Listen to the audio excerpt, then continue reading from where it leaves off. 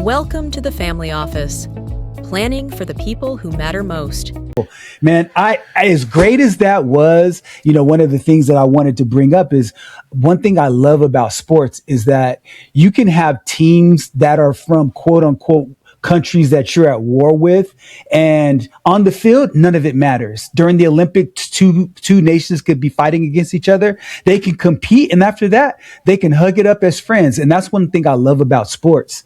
And which brings me to Iran, had their team here in the United States. And I just wanted to get your perspective because you talked about it a little bit earlier. You said that you think your perspective is going to prevail. So what is your perspective right now that's going on in Iran between the United States and Iran? Yeah, I think it's very interesting. And I say that a lot, but I think it's very interesting because there's a book, if you've ever if you read a lot of books, there's a lot of times there's books recommended in books, right? Yes. And in The Laws of Success, Napoleon Hill mentions a lot of books, and one of them is a book called Observation. Right? It's called Observation, Every Man's University, I think is the name of the book. And it's this little book. And you read that book and then you start understanding that all you have to do is just make observations. You just have to sit back and watch, because words are so mystifying and are so romantic, right? And they can make you feel such a certain way. But the reality is that I don't care how eloquent you sound or how good you look or any of that. I just want to see, right? So the eyes are always telling as far as actions, right? Mm-hmm. So I just sit back and I'm watching these things, and I thought that one of two things is going to happen. Either this is going to create some prosperity in the Middle East, and there's finally going to be, a coalition, and everybody's going to work together. And things are going to come together the way they ought to come together, the way everyone signals that they want to act, right? Everybody signals that we want harmony and peace and trade and all this great stuff. But the reality is when it all boils down to, we got to watch and see what you do. The other side of it was that I think Trump has set this up to be a get out of jail free card for America or its allies.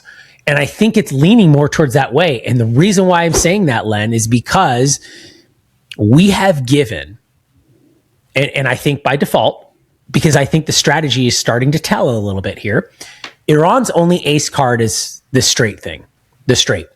And I think that was a ruse, because a lot of people make the argument and they say, well, this wasn't a problem beforehand. It was a problem. We just didn't know it was a problem. And they were going to do it. They already know. This is their leverage now, right? But it's not. What we're seeing here is we're seeing them be exposed. And what we're seeing here is we're seeing the people that are running that country, they're putting themselves on expose right now. And they are completely falling into the trap that was set. Every single thing that they said they weren't going to do and they promised they weren't going to do, they're doing it. And we haven't provoked them to do it. We haven't violated anything on our side.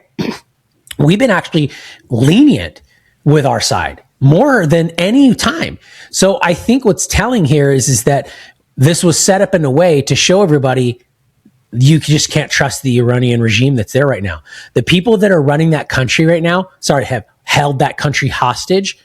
They don't have good intentions no matter what we do. So I think that this is telling on them, and it's giving Trump a get out of jail free, not Trump, the America and its allies a get out of jail free card to finally go, these guys don't want anything. It's clear. It's making them look very bad. And if they're trying to do this to think that they're going to gain leverage or anything like that, they're done. They're dead in the water. They already know that. Everybody knows that. So the reality is starting to become very grim for that regime, because they are making themselves look very, very bad. And especially considering the fact that you have Pakistan in the middle of this. Pakistan wants this. Qatar wants this. Saudi Arabia wants this. All the Gulf nations want this to work, except for two of them, Israel and Iran. They don't want this to work. They never wanted this to work. But Iran right now is looking worse than anybody now, because what have we done? What have we done to make them go back on their word 4 times over now? See, so I think it's looking like it's a get out of jail free card for everybody, and it's going to strip them from power without any military force because enough is enough now at this point, I think, is the way it's being looked at. It's just kind of the way I'm looking at it, Len. Where are you at with it? I look at it, I see some of your points, and I understand where you're talking about the fact that the United States came into this and they set up a trap. What I don't understand is how to effectively evaluate this, looking at it through both lenses. And let me explain more clearly what I mean. The Iranians realized that the big bad America boogeyman is not as formidable to them from their perspective now than before. And the reason why is because they never exercised their leverage on the Strait of Hormuz. And so what the Iranians want specifically is they want control, and they want to be a player, because from their perspective, and again, I'm not suggesting this is my perspective. I'm trying to articulate their perspective. Their perspective is that, look, the United States is halfway across the world. They are engaging in hegemony, and they want to rule the entire world militarily and economically. We're in this region. We're a player, and 20% of the oil flows through our waterways, and we want to have control over that. And before, we were a little bit scared to exercise that control because of this big bad United States. But when they struck us, along with Israel, who drugged them into this war, we realized that this is asymmetrical. So all we have to do is to continue to create uncertainty in the Strait of Hormuz. And that is the leverage we have. And so that uncertainty is they can send a bomb to hit a ship, because the ship is not there to fight. So they're pretty much sitting ducks unless there's somebody there to protect them. And so now, because of the fact they have that control over ships coming and going, all the Iranians have to do is either turn the leverage on or turn the leverage off anytime they want. And so what that means specifically, Chris, is this. They understand, and I've said this before, but it bears repeating again. The Iranians, understand that Trump is in between a rock and a hard place. And here's why. It's still true that this is not a popular war, and he is going to lose the midterm elections. They understand that. The only way to really capture control is to send ground troops to take over that strait, and that would cost too many American lives. They're not going to do that. So when you said that there was a trap that was set, I think the trap backfired. And now I'll turn it over to you, and after I explain how I believe the trap that you're talking about backfired. Here was the trap. The Netanyahu sat down with Trump, and of course I'm oversimplifying it because I know there are more people involved, but just follow it. So Netanyahu sat down with Trump and said, look, you went in and got Maduro lickety split in and out. You're good. No casualties. It was chef's kiss. It was great. You can do the same thing. In fact, we have intelligence. We're going to kill and take off the snake, and you'll be in and out in 2 weeks. And that didn't happen. And so when that didn't happen, that trap was set for the United States to get drugged into the war. Trump fell for it. Hook, line, and sinker. Now we're in this war, and the only thing the United States wants to do is to get out of there. And the Iranians know that. But you know what? All they have to do is say, okay, no problem. We'll have conversations over the next 60 days. We're not going to fire anything, but give us our $6 billion and let us have control over the strait and leave Hezbollah and the Houthis alone. We'll be good. And the United States are saying, wait, hold on. We were talking about enriched uranium. That's still on the table. So there's a lot of moving parts here. And the last thing that I'll say is to go back to the first thing you said at the beginning of this conversation.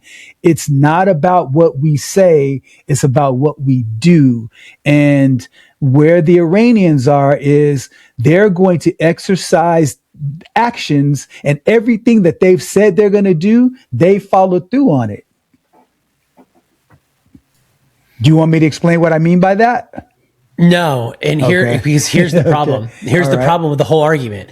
It's ludicrous for you to even think that they have that leverage, because here's why. Who's going to wake up in the middle of the day or any day right now and look at this situation and go, why is Iran asserting control over international waters? Because that's international waters, right? It doesn't belong to them, right? All waters is essentially international. So at what point does nobody sit there and go, wait a minute, they're claiming all of this stuff and saying it's our responsibility and we're controlling the Strait of Hormuz? What I'm sorry, but who gave them the authority for them to say that they have control over the Strait of Hormuz? When did they get that authority? And why does no? And, okay, but when did they take it? When did they? After the United States and Israel attacked. That's where I think you're wrong, Len. That's where I think you're wrong. They didn't exercise it before, right? But here's the thing: we knew they were going to do it. Everybody knew they were going to do it. And here's the other reality of it: if that is their strategy, it's not working, because oil is still down under $70 a barrel. So, well, $70.60 a barrel. So it's not working, because if there was uncertainty there, the market would sniff it out already, and the market would be responding with sky high prices. So that is propaganda that they have control and they can control the Strait of Hormuz, because the market clearly says that they don't. And Len, it's just like global warming. Banks put 100 and 200-year forecasts on risk assessments when they build stuff. They've never put that in apartment complexes that sit in low-lying areas like Florida and stuff or whatever. None of them have global warming as a risk factor in their analysis when they put the money out to build these projects, because it doesn't exist. So the fact that the market didn't jump to $95 a barrel with all this riffraff that's going on for the last 3 days, that tells you that it's propaganda. That tells you that it's not real. It's meant for them to, like I said, they're showing their true colors right now. The fact that they are seizing control of international waterways like that, that tells you their cards. They've played their ace card. They're done for in the water, because none of those Gulf countries, and furthermore, none of those Gulf countries are going to allow them to continue to do that, especially China. And here's the reality behind it at the end of the day, and then I'll throw it back over to you, Len. Okay. This hurts China and Russia and all those guys more than it hurts anybody. You really honestly think that China was going to play ball with Iran if it was the other way around? And China, because eventually it's going to lead to that. Eventually, you don't think China would come in there and aggressive and take over Iran? China doesn't want an unstable Iran just as much as the United States doesn't want an unstable Iran. None of them do. Nobody wants that. Not even the Iranian people that are being held hostage. So I see your point there, but to me, the Strait of Hormuz is open because the price of oil is down. That means that the strait is open. That means ships are going through it. And the fact that we haven't bombed the crap out of them yet, I think what you're seeing is pockets of insurgency, and they have control over resources still, because they can't even exercise a military campaign right now. It's just, to me, it's silly that anybody even thinks they have teeth anymore, because it's almost like nobody believes that the U.S. went in there and destroyed all these military assets. I don't buy that. That's just fake news. I think you're seeing pockets of wild insurgency that's creating instability, because there is the holdouts that don't want this to work. They're dead in the water. They have no money to pay their people. We haven't released any money to them. This is further hurting them. I just think it's propaganda. And if it is, like I said, the get out of jail free card, which is what it looks like, I think the U.S. walks away from this clean, and everyone else inherits a problem. But I don't think it's going to end that way. I think you're seeing pockets of the wild, extreme insurgency, and that's kind of what you see happening right now. Because anybody can launch those drones. Len, it was 2 or 3 drones. That's not a military campaign. That's somebody shooting off illegal fireworks in your neighborhood. And you're making my point for me. Here's the reason why. With a little bit of effort, because remember, what's at play is you gotta factor in the economics of this, Chris. And I am though. Len. Okay, but here's what I mean. What's the price of gas? Here's what I mean. If you're here's going what I mean. there. I'm gonna go there in a second. But my first point is this: The moment the Iranians want to decide to close that strait, it doesn't take anything. Listen. Here's the reason why.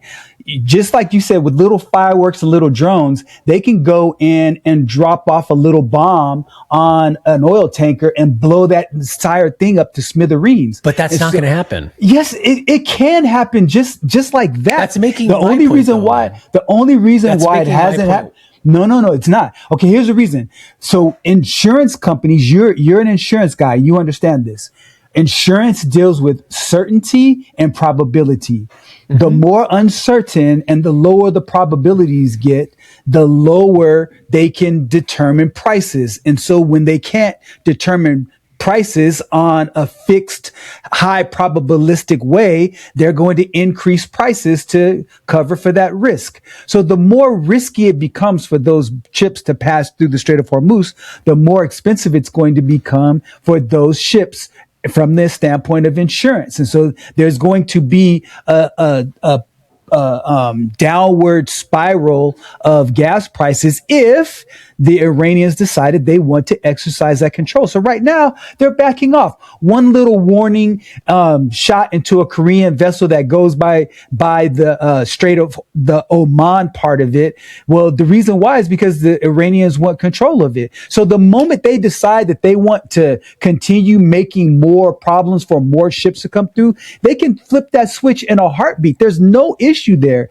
So if the United States, I agree with you, follows through with the MOU and decides to withdraw, because that's one of the 14 points. If they withdraw, why would they even have an incentive? Why would the Iranians have an incentive to do less when the United States isn't there to be a watchdog? That's number one. Number two is, you mentioned China. China right now is sitting back because their tact historically, and especially within the last 30 years, as it relates to international tactics, has been diplomacy.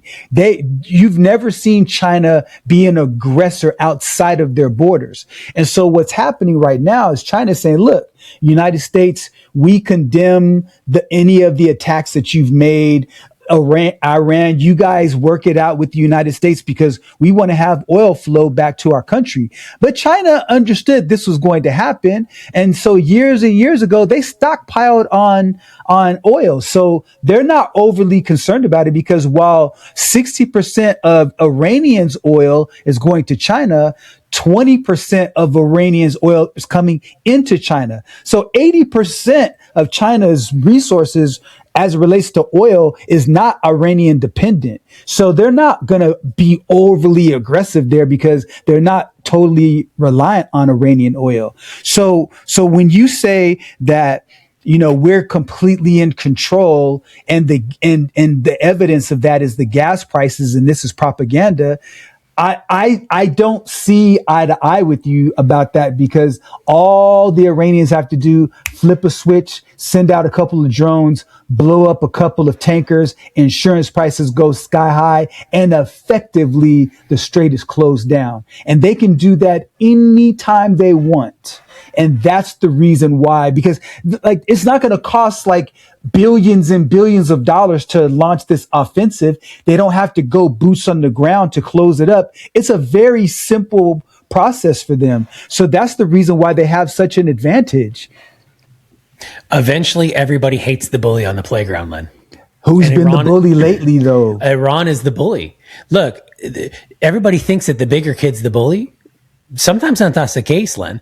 Look, what I mean by that is if Iran starts shooting off missiles at every Tom, Dick, and Harry in their neighborhood, it's only going to matter. Watch what happens, Len, when everyone calls the United States, like they always have historically, to say, please come be our police for us. Iran's acting up again, because eventually everyone's going to hate them.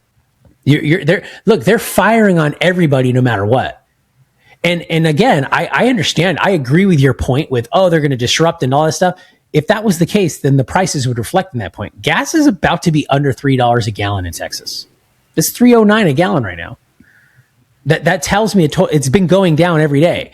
So that But tells you know the difference. why that is, though, right, Chris? You know why that is. Well, yeah, because the price of oil is going down. But I'm saying you know why the price of oil is going down. You know why. It's been relative stability, because once they announced the ceasefire and there's been a relatively low amount of kinetic warfare going on, the price of oil is going to reflect that. And so the straits partially opened up, so the price of oil is going to reflect fully that. open. The price of oil reflects a full open. Because no. The strait's not fully open, Chris. It's not fully open.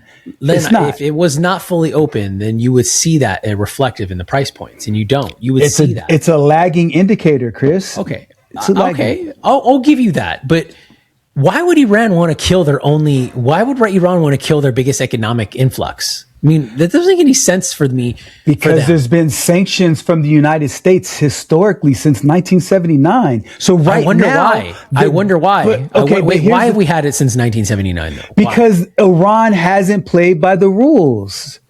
Okay. Look, I'm not denying that, but what I'm saying, Chris, right now, they're at a unique inflection point. Iran is at a unique inflection point. I don't see it. I don't see that. Here's the reason why. Go look at the MOU. The MOU is very clear that if the points on the MOU is negotiated the way that the Iranians want to, I'm speaking from the perspective of the Iranians, $6 billion will be released right now. Sanctions will be released right now. And while the negotiations are happening over the course of the 60 days, because they're going to be meeting in Davos pretty soon. Tomorrow. They're meeting tomorrow. Exactly. Doha, right? Yeah, Doha. You're right. Doha. So if everything goes well and both sides agree to play ball and ceasefire and all of that, what'll end up happening for the Iranians is the sanctions will be lifted and they're going to get $6 billion. And so life couldn't be better from their perspective, because it wasn't like that prior to the war. So it's actually going to end up working out quite well if the points on the MOU actually come through. Isn't it a shame that no one is sitting here arguing at the fact that if that money gets released, none of it actually goes to the people that matter? Isn't that a shame that no one's arguing that point? Isn't it a shame that no one's even thinking about the fact that none of the money that's going to get released is going to go to anybody that it actually matters, that it's just going to continue to be this death cycle? Since 1978, it's been in a death cycle. I agree. And I know that there are other people on the other side. And I'm not saying we should go in there and be Captain Save a you know what, but at the same time, I don't see it working out very well for that regime. And I think that they are damned if they do, and they're damned if they don't at this point. Wouldn't you agree? Okay, so to your point that the money won't get to the people, to me, so let's just say we're debating the merits of the effectiveness of the MOU. Wouldn't you agree that if the money in fact wasn't going to reach the people like it should, that it would be less of a reason to give them that money because they haven't had access to it before? And so now, by virtue of the United States and Israel provoking a war, you got to be careful though when you say provoking, though, because you can't say they provoked a war, because Iran's been provoking a war since day one. So you can't say that they have provoked a war. But then you're just excusing. Okay, but the fact is that is true, and it's objectively true that the United States and Israel attacked Iran. Iran did not attack the United States. But wait a minute, they didn't attack the United States. No, they didn't. But they've been attacking Israel since they did the America first. Israel's not us. America first. Right. I understand that. But if they attacked France, don't you think we should get involved as a NATO ally? Okay. But what I'm saying though, Chris, I mean, under the merits of NATO, doesn't that mean we have to back them up? I mean, isn't that what that means? Okay, but let me ask you this. Country, right? Okay. Did Iran attack Israel? Yeah, via its proxy. Okay, so isn't that the whole argument here back in that October thing when they came in and they parachuted into the festival and all that stuff? Here's the reality. Wasn't that the whole thing behind that? Here's the reality. the Hezbollah is a proxy for Iran, and Israel's a proxy for the United States. That's just that's a good one, Len. That's a good. Wait, actually, you know what? There's a lot of people that would say it's the other way around, but that's a good point. one. Good point. Look, here's the fact that remains, Len. I think they're playing games. We already knew they were going to play games. Trump plays chess, and these people also play some chess. And I think he's got him right where he wants him. And I think it's all going to end up in the joke that you played about the midterms. I think that's so funny. And here's another point on why I think it's such a joke too. Can I ask you a question before you tell me? I want to hear what you say about the joke.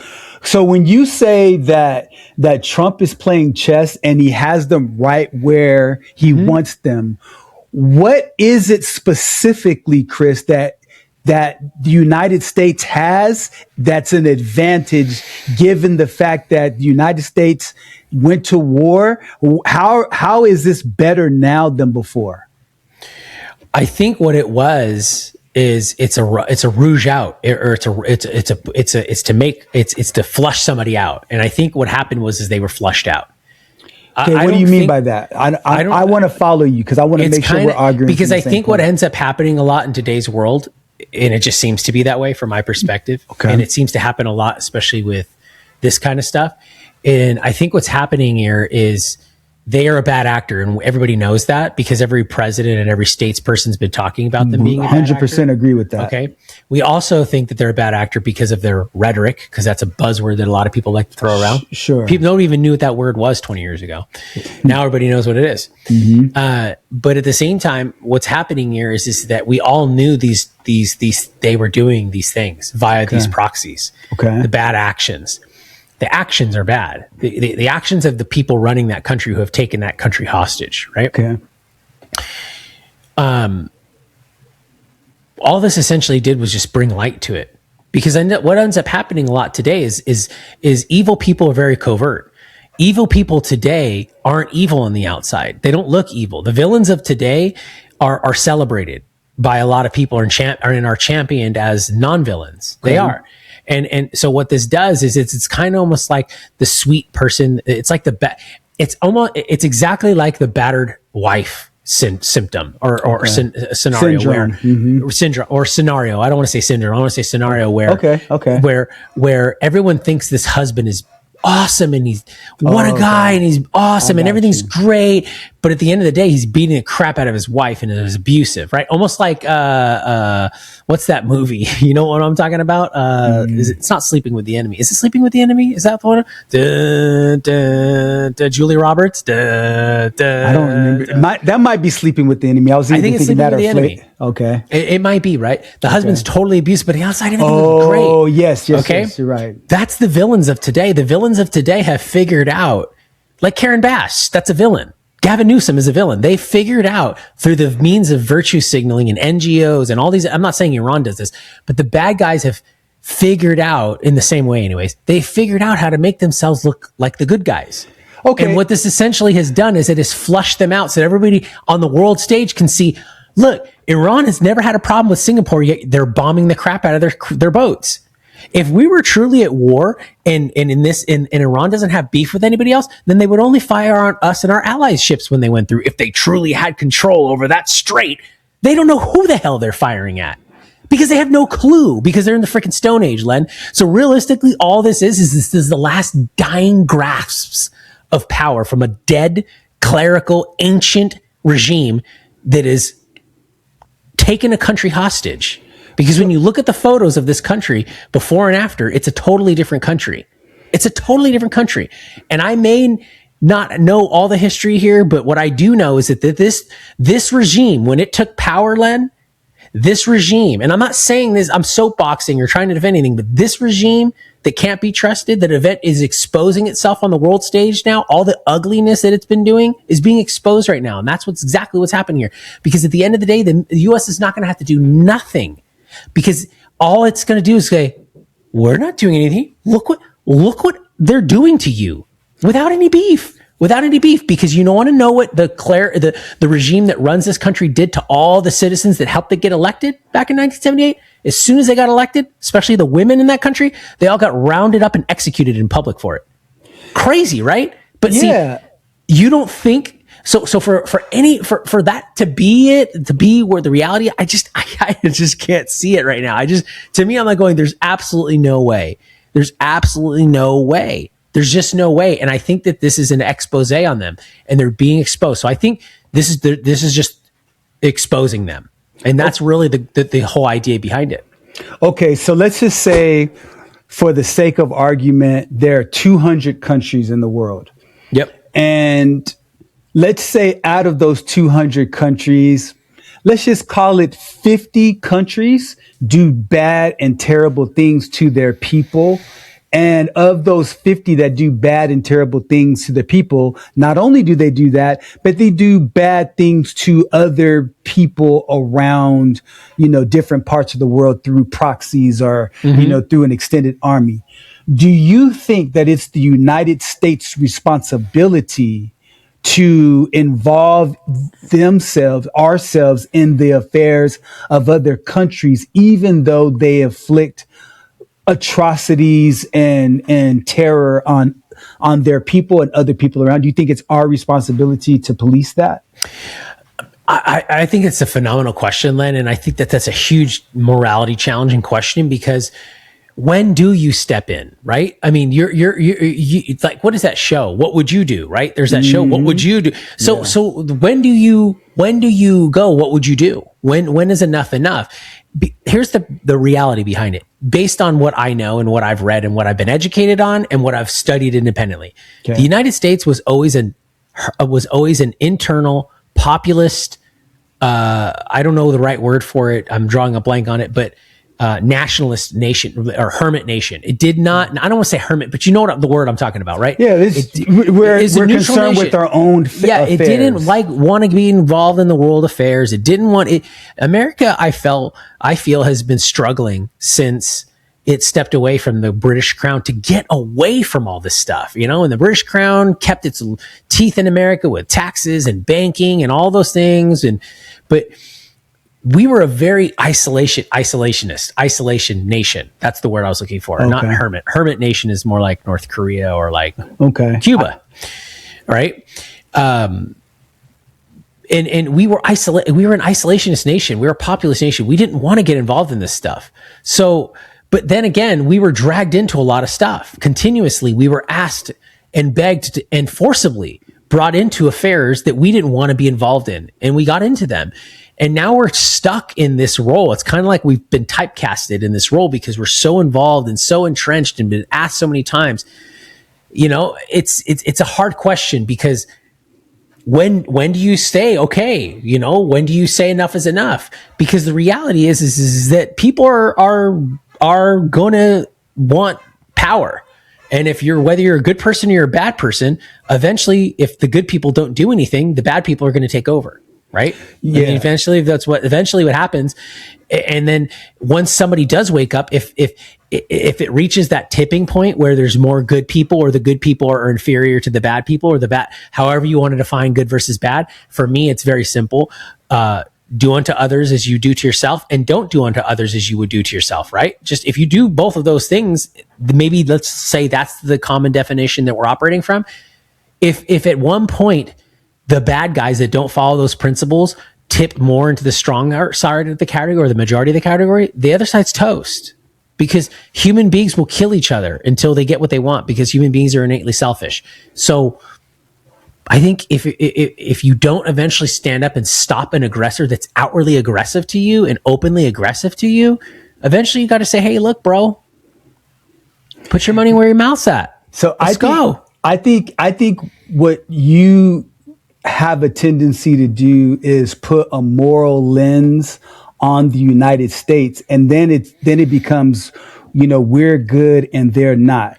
And I don't think and I'm not saying that you do that all the time, but I think when you're making an argument, so like in this situation with Israel, okay, so if we were to go just strictly through a moral lens, we would have to really tear down what Israel's doing because of all of the Palestinians that are being killed. But we don't do that. We pick and choose our morality as a nation. And so because we've decided to be allies with Israel for whatever reasons we have, I don't want to go into the history of it, but we've decided to be allies with them. And so because of that, we decide to take up for them, whereas there's, going back to my example, 49 other countries where there's atrocities going. Because earlier you said the reason why Trump decided to get into this war was to expose Iran for who they really are. And the reality is that there are a lot of other nations throughout the world that have committed atrocities on their people, and they've committed atrocities on other people, but we pick and choose who to go after. And I think, I'm not here to try to belittle the importance of strategy, because, the Middle East is a very strategic place for the United States to be. So we can argue the merits of, should we be isolationists? I would argue that since the First World War, the United States has been everything but isolationist. We have been the world's police since globalization. And the reason why we were able to go into a global economy is because the United States had the military and the economic power to do that. So I think we could probably talk for another 2 hours about just the reasons why the United States decides to pick and choose who they fight with and fight against. I think that's a completely different conversation. I don't want to bore our audience, but I think it's a question that we need to continue to just pick at every now and then and really try to tease out, because, you can make an argument that Israel has done way more to the Palestinians than the Iranians have done to their own people. And so somebody could argue for and against that. So I don't want to put that in the court of public opinion, but one could make a legitimate argument for that. And so I think we've got to be really, I want to come back to this, other times, and let's just really, dig into it from time to time. So if you like the content, please like it. If you have an idea, please share. And certainly if you have ideas that you want us to talk about, put those comments on there, and we look for ideas for new content. With that being said, Chris, it's always a pleasure, man. Have a great one till next time. Conversation has given you clarity on your next steps. Please share this episode with someone who's walking the same path. Don't forget to like and subscribe so you won't miss future episodes. And remember, planning ahead isn't just prudent, it's an act of care. Thanks for joining us, and we'll see you next time on The Family Office.